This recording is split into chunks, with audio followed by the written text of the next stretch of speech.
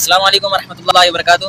دوستوں میں ابھی موجود ہوں پیر شلوار شاہ کے پاس، تو آپ دیکھ سکتے ہیں، دیکھیں ساری شلواریں ٹنگی ہوئی ہیں کے اوپر ایک قبر بنی ہوئی ہے جس میں کسی نے آگ بھی لگائی ہے، اور یہاں آپ کیمرہ میں دیکھ سکتے ہیں، دیکھیں یہ ساری شلواریں اوپر بھی ٹنگی ہوئی ہیں شلواریں۔ لوگ کہا جاتا ہے کہ جو جس کی بھی مراد اگر پوری کرانی ہو تو وہ یہاں پہ اپنی شلوار اتار کے لگا دے، اور دوسری شلوار لانا بھی منع ہے سختی سے، تو آپ کی مراد پوری ہو جائیں گی۔ تو دیکھیں آپ دنیا کس طرف جا رہی ہے اور کون سی ترقی میں جا رہی ہے، اور ہم مسلمان دیکھیں کہاں پہ پھنسے ہوئے ہیں ان چیزوں میں۔ دیکھیں ساری شلواریں لگی ہوئی ہیں، ہاں پتہ نہیں کیا سسٹم ہے، اللہ معاف فرمائے، سب کو ہدایت عطا فرمائے۔ ہم اس وقت موجود ہیں سلوار شاہ بابا کی مزار پہ، جہاں کوئی بھی پریشانی ہو ادھر آپ آ سکتے ہو، سلوار اتار کے آپ اپنی مشکل کو آسان کر سکتے ہو۔ یہ آپ دیکھ سکتے ہو میرے بھائیوں، ہم موجود ہیں سلوار شاہ بابا کی مزار پہ، جہاں سلوار اتار کے دعا مانگی جاتی ہے، اور دوسری شلوار لانا بھی یہاں پر منع ہے، کہا جاتا ہے ایسا۔ یہ آپ اندر دیکھ سکتے ہو دربار، یہاں آگے لگی پڑی سلواریں جلائی جا چکی ہے۔ اچھا، ایک اور کرنٹ ایشو جو آج کل سامنے آیا ہے تو بڑا مذہب کا خیز ہے، لیکن اب چونکہ ایک ویڈیو وائرل ہو چکی ہوئی ہے، لہٰذا ہماری رسپانسبلٹی ہے کہ ہمیں ایک فل ٹاس ملی ہے تو ایک چھکا مارا جائے باؤنڈری سے باہر۔ وہ پیر شلوار شاہ آپ نے ویڈیو دیکھی ہوگی، یعنی ابھی تک تو ہم نے سنا تھا گھوڑے شاہ، ٹھیک ہے جی، کتے شاہ بھی ہے ایک، سید بگیاڑ شاہ، یہ اسلام آباد ہائی وے کے اوپر مزار ہے، وہ ارسیشن کتے کو بگیاڑ کہتے ہیں نا، سید بگیاڑ شاہ۔ کاواں علی سرکار بھی تسی سنیا سی، بلیاں علی سرکار بھی، ٹھیک ہے جی، اور اب یہ شلوار شاہ، پیر شلوار شاہ سرکار۔ کچھ بھی ہو سکتا ہے جی پاکستان کے اندر، تو آپ کچھ بھی ایکسپیکٹ کریں، جب جہالت ہوگی تو آپ کے سامنے یہ ساری چیزیں آئیں گی۔ تو وہ ویڈیو آپ دیکھیں، اس ویڈیو کے اندر باقاعدہ یعنی ایک مزار کے اوپر سینکڑوں کی تعداد میں مختلف کلرز کی شلواریں لٹکی ہوئی ہیں درخت کے اوپر، یعنی ٹاکیاں تو ہم نے دیکھی ہیں مختلف مزارات کے اوپر، وہ تو چلے کوئی بندہ لے کے جاتا ہے، شلواریں۔ اور وہ جو بندہ ویڈیو ریکارڈ کروا رہا ہے وہ کہہ رہا ہے کہ اس کے بارے میں لوگوں کا عقیدہ یہ ہے کہ جس کی کوئی منت یا مراد پوری نہ ہوتی ہو تو وہ شخص جو شلوار پہن کے آیا ہوا ہے نا وہ اتار کے وہاں لٹکائے گا، اور ساتھ کوئی ریزرو شلوار بھی نہیں لے کے آنی۔ السلام علیکم ورحمۃ اللہ وبرکاتہ۔ دوستوں میں ابھی موجود ہوں پیر شلوار شاہ کے پاس، تو آپ دیکھ سکتے ہیں، دیکھیں ساری شلواریں ٹنگی ہوئی ہیں کے اوپر ایک قبر بنی ہوئی ہے جس میں کسی نے آگ بھی لگائی ہے، اور یہاں آپ کیمرہ میں دیکھ سکتے ہیں، دیکھیں یہ ساری شلواریں اوپر بھی ٹنگی ہوئی ہیں شلواریں۔ لوگ کہا جاتا ہے کہ جو جس کی بھی مراد اگر پوری کرانی ہو تو وہ یہاں پہ اپنی شلوار اتار کے لگا دے، اور دوسری شلوار لانا بھی منع ہے سختی سے، تو آپ کی مراد پوری ہو جائیں گی۔ تو دیکھیں آپ دنیا کس طرف جا رہی ہے اور کون سی ترقی میں جا رہی ہے، اور ہم مسلمان دیکھیں کہاں پہ پھنسے ہوئے ہیں ان چیزوں میں۔ دیکھیں ساری شلواریں لگی ہوئی ہیں، ہاں پتہ نہیں کیا سسٹم ہے، اللہ معاف فرمائے، سب کو ہدایت عطا فرمائے۔ ہم اس وقت موجود ہیں سلوار شاہ بابا کی مزار پہ، جہاں کوئی بھی پریشانی ہو ادھر آپ آ سکتے ہو، سلوار اتار کے آپ اپنی مشکل کو آسان کر سکتے ہو۔ یہ آپ دیکھ سکتے ہو میرے بھائیوں، ہم موجود ہیں سلوار شاہ بابا کی مزار پہ، جہاں سلوار اتار کے دعا مانگی جاتی ہے، اور دوسری شلوار لانا بھی یہاں پر منع ہے، کہا جاتا ہے ایسا۔ یہ آپ اندر دیکھ سکتے ہو دربار، یہاں آگے لگی پڑی سلواریں جلائی جا چکی ہے۔ اندازہ کریں ان لوگوں کا، یعنی ذہن کی پستی کا لیول، حالت دیکھیں ان کی۔ اچھا، اب یہ جب ہم باتیں کریں گے نا تو وہ کہیں گے نہیں نہیں نہیں، یہ تو جعلی پیر ہے۔ اصلی کیڑے نے، اصلی بھی چندے کھا رہے ہیں، استحصال کر رہے ہیں غریبوں کا، کوئی محنت مزدوری نہیں کرتے، لوگوں کے چندوں کے اوپر پلتے ہیں۔ کون سے اصلی ہیں؟ اللہ سے ڈر جائیں، یہ ایک پورا کاروبار ہے جو چل رہا ہے۔ اور پھر اسی مزار کے اوپر کچھ شلواروں کو آگ بھی لگائی ہوئی تھی انہوں نے، ظاہر ہے کہ وہ اتنی زیادہ تو سنبھال نہیں سکتے، تو پھر وہ جلا دیتے ہوں گے۔ تو اب وہ میں جب ویڈیو مجھے ارشاد بھائی نے دکھائی تو میں دیکھ کے میں نے کہا یار یہ دیکھیں، یہ اس امت کی حالت ہے کہ جس کا امام الموحدین ہے صلی اللہ علیہ وآلہ وسلم، جس کی توحید کے بارے میں اتنی سینسٹیوٹی ہے کہ کسی اور شخصیت کی ایسی سینسٹیوٹی نہیں ہے۔ اور مجھے وہ حدیث یاد آ گئی جو جامعہ ترمذی کے اندر موجود ہے، مشکات میں بھی موجود ہے، سورۃ الاعراف کی آیت نمبر 138 کے کانٹیکسٹ میں، کہ نبی علیہ السلام غزوہ حنین کے موقع پر ایک جگہ سے گزرے جہاں پر ایک بہت بڑا درخت تھا جسے ذات انواد کہا جاتا تھا. اس کے اوپر مشرکین عرب اپنا اسلحہ لٹکاتے تھے تھوڑی دیر کے لیے، اور ان کا یہ عقیدہ تھا کہ جنگ میں اگر فتح پانی ہے تو یہاں پہ اپنی تلوار لٹکاؤ، جس طرح یہاں پہ وہ شلوار لٹکا رہے ہیں. اور دیکھ لو انہاں دی نسبت کدے نال ہے. تو صحابہ کرام میں سے کچھ نے کہا یا رسول اللہ صلی اللہ علیہ وآلہ وسلم، آپ بھی ہمارے لیے کوئی درخت مقرر کر دیں برکت کے لیے. اللہ اکبر، اندازہ کریں. حالانکہ وہ یہ نہیں کہہ رہے تھے ہم نے درخت کی پوجا کرنی ہے، یہ تو کہتے نہیں مزار کے آگے کوئی جھک بھی گیا تو کیا ہوا، نہ تو اس کی انگلیاں مڑ کے قبلہ رخ ہوئی ہیں، نہ ناک کی ہڈی لگی ہے، سجدہ کہاں سے ہو گیا. تو یہاں تو کچھ بھی نہیں تھا، صرف اتنا کہا کہ ایک درخت مقرر کر دیں. متبرک چیز تو ہم بھی مان رہے ہیں نا، حجر اسود کو چومتے بھی ہیں. صحابہ کرام کا تو شرک کا کہیں شائبہ بھی نہیں تھا. بس اتنی بات کی تو نبی علیہ السلام نے کہا سبحان اللہ، اللہ پاک ہے. معذوف تھا عما یشرکون، ہر اس شرکی عقیدے سے جو لوگ اس کی طرف منسوب کرتے ہیں. تم نے تو آج وہی بات کر دی جو موسیٰ کے ماننے والوں نے کر دی تھی. وہاں پہ بھی دیکھیں وقت کا پیغمبر موجود ہے، اور موسیٰ علیہ السلام کے ساتھی ابھی تازہ معجزہ دیکھ کے آئے ہیں. سورۃ الاعراف آیت نمبر 138 کی تلاوت کی نبی علیہ السلام نے، کہ جب وہ سمندر سے پار لگے تو انہوں نے ایک قوم کو دیکھا جو بتوں پر اعتکاف کیے ہوئے، دھیان کیے ہوئے بیٹھے تھے. یہ قرآن کی آیت ہے، سورہ الاعراف آیت نمبر 138. تو انہوں نے کہا کہ اے موسیٰ، آپ بھی اللہ کا کوئی بت ہمارے لیے مقرر کر دیں کہ ہم اس پہ دھیان کریں. جس طرح یہاں پہ آپ ہندو دیکھ رہے ہیں نا، وہ کہتے ہیں ہم بھی اسی خدا کو مانتے ہیں کہ بھگوان کا جو بت ہے نا یہ دھیان کرنے کے لیے ہے. حالانکہ ان کی کتابوں میں بھی اسٹیچو بنانا حرام ہے، جس طرح ہماری کتابوں میں بھی یہ شلواریں لٹکانا حرام ہے، لیکن یہ لوگ کر رہے ہیں. تو نبی علیہ السلام نے فرمایا آج تم نے وہی بات کر دی جو موسیٰ علیہ السلام کے ماننے والوں نے کی تھی. اور موسیٰ علیہ السلام نے اس وقت کیا کہا تھا، اے اللہ اس جاہل قوم سے میں تیری پناہ میں آتا ہوں. یعنی وقت کا پیغمبر موجود ہے اور ان کے ساتھی، میں صحابہ کرام نہیں کہتا، پھر کہیں گے تو انکار چھڑی سے. تو وہ یہ کر رہے ہیں، اور یہ پھر انہیں کر بھی دیا. بعد میں 70,000 یہودی پھر قتل ہوئے اسی وجہ سے. 70,000 صحابہ حضرت موسیٰ کے قتل اس وجہ سے ہوئے کہ جب وہ کوہ طور پہ گئے تو انہوں نے پیچھے بچڑے کا ایک بت بنا لیا، معبود بنا لیا، سونا پگھلا کے. سامری نے انہیں گمراہ کیا. بل ہو تو گئے.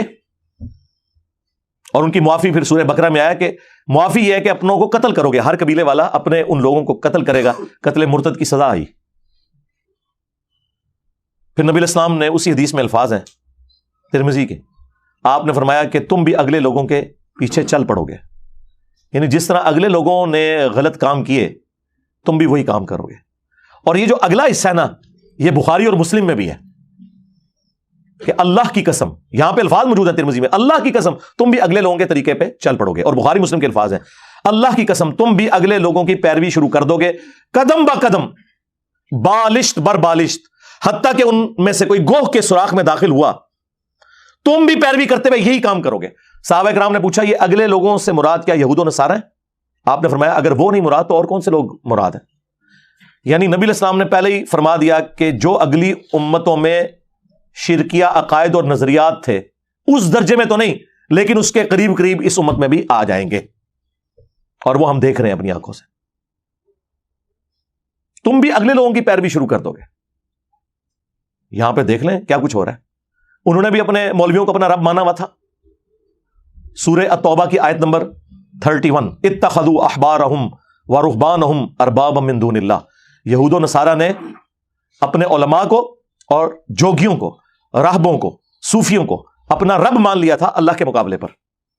اور اسی آیت کے کانٹیکسٹ میں ایک حدیث ہے جامعہ ترمذی کے اندر جو شاہ ولی اللہ دہلوی نے حجت اللہ البالغہ میں تقلید کے خلاف کوٹ کی ہے، کہ عدی ابن حاتم رضی اللہ تعالیٰ عنہ مسلمان ہوئے، جو مشہور فیاض حاتم تائی کے بیٹے تھے. پہلے نصرانی تھے، تو کہنے لگے یا رسول اللہ قرآن میں ایک آیت ایسی ہے جو مجھے کھٹکتی ہے، مجھے اس کا فہم سمجھ نہیں آیا کیونکہ میں خود نصرانی تھا، ہم نے تو کبھی اپنے علماء اور بزرگوں کی پرستش نہیں کی تھی. تو آپ صلی اللہ علیہ وآلہ وسلم نے فرمایا کہ کیا تم اپنے علماء اور جوگیوں، صوفیوں، راہبوں کے کہنے کے اوپر اللہ کی حلال کردہ چیز کو حرام اور حرام کردہ کو حلال نہیں ٹھہرا لیتے تھے ان کے فتووں کے اوپر؟ تو انہوں نے کہا ایسا ہی تھا یا رسول اللہ. تو فرمایا یہی تو ان کو رب بنانا ہے. اب اس سے کیا مسئلہ کلیئر ہوا کہ قرآن و سنت کے دلائل کے مقابلے پر آپ نے بزرگوں کی بات نہیں ماننی، ورنہ آپ انہیں خدا مانے ہوئے ہیں، کیونکہ شریعت کا کسٹوڈین تو خدا ہے، یا اس کے بہاف پہ اس کا پروفٹ ہے صلی اللہ علیہ وآلہ وسلم۔ اور دوسرا یہ بھی پتا چلا جی، جو آپ کو کہانیاں کراتے ہیں نا، علماء سے پوچھ کے چلیں۔ اللہ تعالیٰ کے محبوب علیہ السلام کیا فرما رہے ہیں کہ علماء جو فرما رہے ہیں نا، وہ قرآن و سنت سے پوچھ کے چلنا ہے، کیا مولوی صحیح ہے کہنا کہ نہیں؟ آگے سے تو ادیب نے حاتم کو چاہیے تھا نا کہ یا رسول اللہ میں کوئی عالم دین تو نہیں تھا اس وقت، میں کیسے دیکھتا، یہ تو علماء کا کام ہے۔ اس کا مطلب مولوی جو بتائیں ریفرنس چیک کرنا ہے، یہی تو ہم کہہ رہے ہیں۔ ہاں، کہ مرنے سے پہلے اے مسلمان کر لے اس پہ غور، کتابوں کا خدا اور ہے، بابوں کا خدا اور۔ یہ اللہ کے نبی خود فرما رہے ہیں کہ ادیب نے حاتم تجھے کر لینا چاہیے تھا غور کہ کتابوں میں کیا نازل ہوا ہے، اور بابے تیرے کچھ اور کہہ رہے ہیں۔ ایتونی بکتاب من قبل ھذا او اثارۃ من علم ان کنتم صادقین۔ اے نبی ان سے فرماؤ اگر قرآن کو نہیں مانتے، لاؤ جو تمہارے پاس کوئی کتابیں موجود ہیں نا، ان میں سے مجھے بتا دو کوئی اس قسم کے شرکی عقائد اس میں لکھے ہوں، یا انبیاء کے آثار، کوئی احادیث چلتی ہوں، سنت کا علم ہو، اگر تم سچے ہو۔ ایتونی بکتاب من قبل ھذا، کتاب کا ذکر بھی آ گیا، او اثارۃ من علم، اور علم کے آثار، کتاب بھی اور علم بھی۔ اسی کو میں نے علمی کتابی کر دیا کہ نام بابی، نام بابی میں ہوں مسلم علمی کتابی۔ کہنے کتنے لکھا ہے جی؟ سورہ احقاف میں لکھا ہوا ہے۔ یہ کہاں لکھا ہوا ہے کہ جی مرنے سے پہلے اے مسلمان کر لے اس پہ غور، کتابوں کا خدا اور ہے، بابوں کا خدا اور؟ جی جامع ترمذی میں حدیث موجود ہے، آؤ نا داڑھ تلے۔ ہاں، ویسے تو آپ کہتے ہیں جی دیکھیں جی ڈاکٹر اقبال نے تو حدیث کا ترجمہ کر دیا شعر کے اندر، وہ زمانے میں معزز تھے مسلمان ہو کر، اور تم خوار ہوئے تارک قرآن ہو کر۔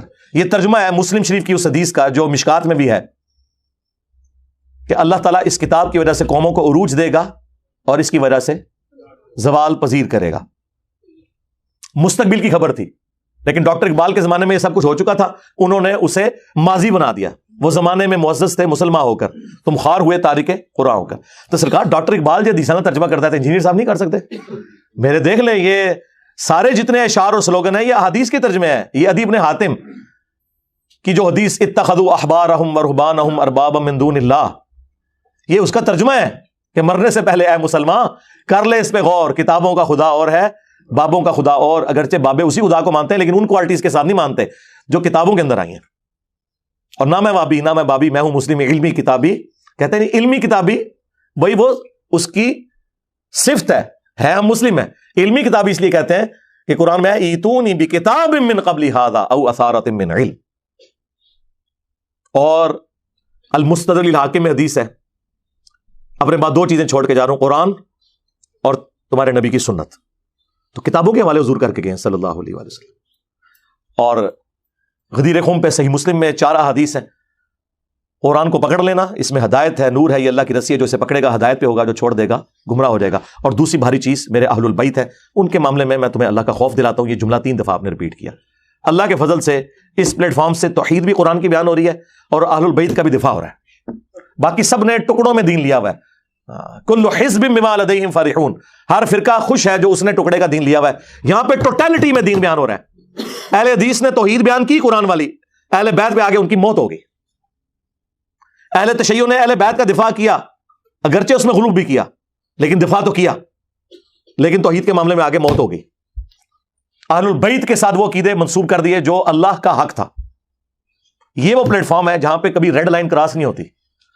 توحید گج وج کے بیان ہوگی اور اہل البیت کا بھی دفاع ہوگا، لیکن کوئی ریڈ لائن کراس نہیں ہوگی اللہ کے فضل سے، الحمدللہ۔ تو مجھے وہ شلوار شاہ سے یاد آیا کہ وہ شلواریں لٹکا رہے ہیں اور نبی علیہ السلام نے تو کوئی درخت مقرر نہیں کیا۔ آپ نے فرمایا کہ تم نے تو آج وہی بات کر دی جو موسیٰ علیہ السلام کے ماننے والوں نے کر دی تھی۔ تو نبی علیہ السلام کی آپ احتیاط کا لیول دیکھیں۔ آپ علیہ السلام نے اس درخت مقرر کرنے کو یعنی شرک کے ساتھ تشبیہ دے دیا، اس کو تو چھوڑ دیں۔ رسول اللہ نے اپنی قبر کے بارے میں فرمایا ہے، مسند احمد میں حدیث ہے، اللہم لا تجعل قبری وثنا یعبد، اے اللہ میری قبر کو وہ بت نہ بننے دینا کہ لوگ اس کی عبادت شروع کر دیں۔ رسول اللہ نے اپنی قبر کو بت کہہ دیا۔ ہمارے لیے تو اس پلانٹ ارتھ پہ رسول اللہ کی قبر مبارک سے زیادہ کوئی عزت اور احترام والی جگہ نہیں ہے، کوئی دنیا کی قبر اس کا مقابلہ نہیں کرتی۔ لیکن نبی علیہ السلام فرما رہے ہیں اگر اس کے ساتھ بھی کوئی عقیدہ منسوب کرو گے تو وہ شرکی عقیدہ ہے۔ اسی لیے بخاری اور مسلم دونوں میں حدیث ہے، سیدہ عائشہ سلام اللہ علیہا ہماری ماں کہتی ہیں کہ نبی علیہ السلام کے آخری دن چل رہے تھے بیماری کے، وفات سے کچھ عرصہ پہلے۔ آپ کو جب تکلیف ہوتی تو آپ اپنے چہرہ مبارک سے چادر کو ہٹاتے اور بار بار ایک جملہ بولتے، لعن اللہ الیہود والنصارى، اتخذوا قبور انبیاءہم مساجدہ، اللہ کی لعنت ہو یہود و نصارہ پر جنہوں نے اپنے نبیوں کی قبروں کو سجدہ گاہ بنا لیا تھا۔ اور اما عائشہ کے آگے الفاظ ہیں بخاری مسلم میں کہ اگر ہمیں یہ ڈر نہ ہوتا کہ لوگ رسول اللہ کی قبر پہ سجدے شروع کر دیں گے تو ہم رسول اللہ کی قبر کو زیارت کے لیے اوپن کر دیتے، یعنی میں اپنے حجرے کی دیوار گرا دیتی، جب جس کا دل کرے وہ قبر رسول پہ حاضر ہوتا۔ لیکن ہمیں ڈر تھا کہ رسول اللہ ہمیں ڈرا رہے تھے۔ ادھر تو عائشہ کو کسی نے کہا کہ شرک تو ختم ہو چکا ہے، اس کے اوپر میں نے پوری ویڈیو ریکارڈ کروائی ہے جنہوں نے آؤٹ آف کانٹیکسٹ بات کی ہے۔ مجھے اپنے بعد تم سے شرک کا خوف نہیں، وہ پوری ایک ڈاکٹرین ہے جو میں نے بیان کی ہے، وہ آپ میری ویڈیو دیکھ لیں۔ انہیں پتا تھا کہ بخاری میں حدیث موجود ہے، سیدنا عمر کہتے ہیں میں نے رسول اللہ کو ممبر پہ یہ بات کہتے ہوئے سنی تھی، دیکھنا میری شان کو اس طرح بلند نہ کرنا جس طرح نصارہ نے اپنے پیغمبر کو بڑھا دیا تھا، میں اللہ کا بندہ اور اس کا رسول ہوں، مجھے اللہ کا بندہ اور اس کا رسول ہی کہنا، محمدن عبدہ و رسول، الحمدللہ ہم یہی کہتے ہیں۔ اسی لیے تو میں کہتا ہوں کہ رسول اللہ کی کامیابی ہے کہ آپ کی میت کے اوپر محفل میلاد نہیں ہو رہی، آپ کی میت کے اوپر نعتیں نہیں پڑھی جا رہی، بلکہ بخاری میں 4 جگہ وہ حدیث آئی ہے، سیدنا ابوبکر آپ کی میت کے اوپر خطبہ یہ دے رہے ہیں کہ جب نبی علیہ السلام کی ڈیتھ ہوئی تو حضرت ابوبکر صدیق حجرہ عائشہ میں داخل ہوئے، رسول اللہ کے چہرے مبارک سے کفن کو ہٹایا، آپ علیہ السلام کے ماتھے پہ بوسہ دیا اور کہا یا رسول اللہ، اللہ تعالیٰ آپ پہ 2 موتیں جمع نہیں کرے گا، ایک موت آپ کا مقدر تھی وہ آپ کو آ گئی، اور پھر باہر نکل کے ممبر پہ چڑھ گئے۔ حالانکہ حضرت عمر لوگوں کو کہہ رہے تھے کہ جو یہ کہے گا کہ رسول اللہ فوت ہو گئے میں اس کی گردن اتار دوں گا، تو حضرت ابوبکر نے خطبہ دیا اور کہا کہ عمر کو اس کے حال پہ چھوڑ دو، اور آپ نے پہلا جملہ اتنا گستاخانہ بولا حمد و صلات کے بعد، آج کی ڈاکٹرین میں 295C لگتی ہے اس کے اوپر، ہمارے نزدیک تو بالکل صحیح بولا، الا من کان یعبد محمدا فان محمدا قد مات، کان کھول کر سن لو، جو بھی تم میں محمد کی عبادت کرتا تھا جان لے کہ محمد مر چکے۔ اندازہ کریں، میرے خلاف کلپ بنائے ہوئے یہ کہتا ہے مر چکے، اوے ابوبکر صدیق نے کہا رضی اللہ تعالیٰ عنہ، ڈنگرو کس کو گستاخ کہہ رہے ہو؟ انجینئر کو نہیں، انجینئر کے امام کو گستاخ کہہ رہے ہو، ابوبکر صدیق رضی اللہ تعالیٰ عنہ، یہ ان کا خطبہ ہے۔ اور اس سے بڑھ کر یہ ہے ہی جملہ بھی فرضی تھا، صحابہ میں کون حضور کی عبادت کرتا تھا؟ یہ ہوتے تنو اور کوئی نہیں گل نبی، تو یہی گل کہنی ہے تھے، تو پڑھ وما ارسلناک الا رحمۃ للعالمین، تو پڑھ ان اللہ و ملائکتہ یصلون علی النبی صلی اللہ علیہ وآلہ وسلم۔ نہیں، صحابہ کو پتا تھا اس موقع پہ یہی بات، کیونکہ اس انسانیت نے سب سے بڑا شرک ایک نبی کے نام پہ ہی دیکھا ہے، عیسیٰ ابن مریم کے نام کے اوپر۔ ہاں، تم میں جو بھی محمد کی عبادت کرتا تھا جان لے کہ محمد مر چکے، ومن کان یعبد اللہ فإن اللہ حی لا یموت، اور جو کوئی اللہ کی عبادت کرتا تھا وہ جان لے کہ اللہ زندہ ہے، اسے کبھی موت نہیں آئے گی۔ یہ سنایا جاتا، اور پھر حضرت ابوبکر نے اپنے اس جملے کی تائید میں قرآن کی آیت پیش کی۔ پہلے جو کچھ بولا وہ نہ آیت تھی نہ حدیث تھی، ان کا ذاتی فتویٰ تھا، لیکن انہوں نے ڈیڈکٹ کیا قرآن کی آیت سے۔ ہو سکتا ہے اتنے کوئی کھلوئی نہ جائے جی قرآن حدیث تو ثابت کرو، تو حضرت ابوبکر نے خود ہی ثابت کر دیا۔ آپ نے سورہ آل عمران کی آیت نمبر 144 پڑھی، وما محمد الا رسول قد خلت من قبلہ الرسل افإن مات او قتل، محمد تو نہیں مگر ایک رسول، ان سے پہلے بھی کئی رسول گزرے، اگر یہ مر جائیں یا قتل کر دیے جائیں اور پاکستان میں وصال فرما جائیں یا شہید ہو جائیں، پاکستان میں تو یہ ترجمہ کرنا پڑتا ہے، تو کیا تم دین سے الٹے قدم پھر جاؤ گے؟ یعنی تم نے کوئی نبی پہ احسان کیا ہے ایمان قبول کر کے، اپنے اوپر احسان کیا ہے۔ پھر دوسری آیت پڑھی سورہ الزمر کی آیت نمبر 30، انک میت وانہم میتون، بے شک اے نبی تمہیں بھی مرنا ہے، تمہارے مخالفین کو بھی مرنا ہے، اور پھر اللہ کے حضور پیش ہونا ہے۔ اندازہ کریں۔ اور المستدرک للحاکم میں حدیث میں ایک تیسری آیت بھی پڑھی سورۃ الانبیاء سے، اس میں بھی اس بات کا ذکر موجود تھا کہ اگر رسول اللہ کو موت آئے گی تو آپ کے مخالفین کو بھی موت آ جائے گی۔